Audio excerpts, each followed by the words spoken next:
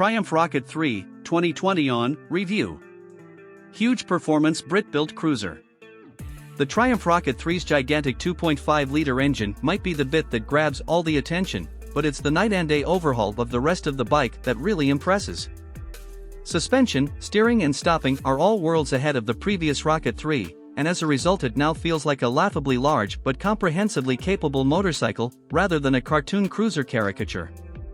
First impressions might be dominated by the Rocket's vast proportions and the curiosity factor of cramming a motor larger than a typical family car between two wheels, but after a day spent studying the quality details, experiencing the meticulously managed power and appreciating the enormous improvements in refinement, you walk away feeling thoroughly impressed. The new Rocket 3 is exciting, eye-catching, attention-grabbing and pulse-raising, yet avoids straying into feeling frivolous, ridiculous or pointless. Ride quality and brakes. Forget the previous Triumph Rocket 3's cumbersome bulk, heavy-handed handling, basic running gear and Romanesque name badge. The new Rocket 3's chassis is totally different.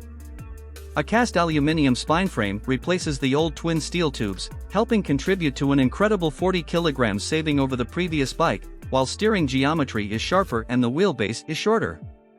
As a result, the Rocket now has a proper appetite for corners the old bike couldn't dream of. Turn-in is easy, holding a line mid-corner needs little inside bar pressure, and flick-flacking from full lean left to right, and still ending up where you intended, is absurdly accurate for a bike with a fueled weight north of 320 kilograms. Engine.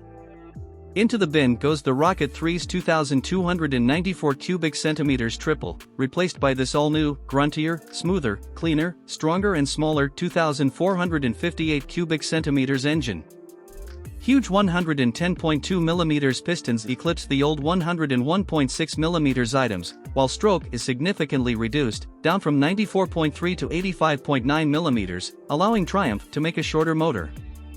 Peak torque is identical to the previous Rocket 3 Roadster, at 163 lb-ft, but the new motor holds onto that grunt for longer as revs climb.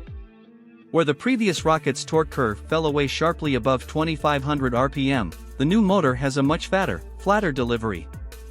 As a result, headline power is up to 165 brake horsepower.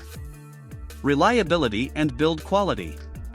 It's a completely new machine from nose to tail, so only time and miles will deliver a verdict on reliability.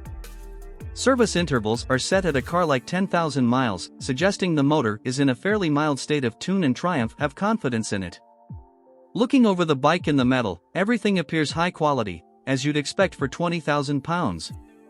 The exhaust headers are a particular highlight, the welds look neat, while the hygroformed curves are apparently a huge pain to produce. Value versus rivals. Clearly it's not a cheap bike, though an ultra-capacity extreme muscle cruiser never was going to be.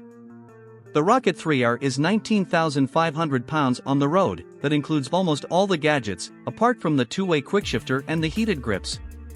The GT version, which includes the heated grips, a flyscreen and a pillion backrest, is 20,200 pounds.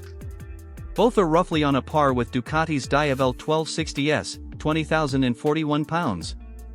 A Harley-Davidson Fat Bob 114 starts at 15,825 pounds, but doesn't have a fraction of the Triumph's tech, torque, pose or poise. If you want to go properly left field, a Moto Guzzi MGX21 is 19,999 pounds.